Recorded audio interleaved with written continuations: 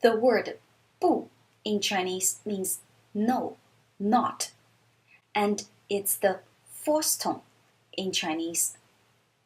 But when 不 combined with another fourth tone character, 不 will be switched to second tone.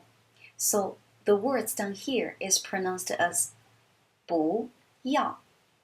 And if 不 combined with first tone, second tone, or third tone, it will be kept as last tone. So the words down here are 不吃, 不来, 不好. 不要 in Chinese means I don't want it. 不吃 in Chinese means I don't eat. 不来 means don't come. 不好 means it's not good.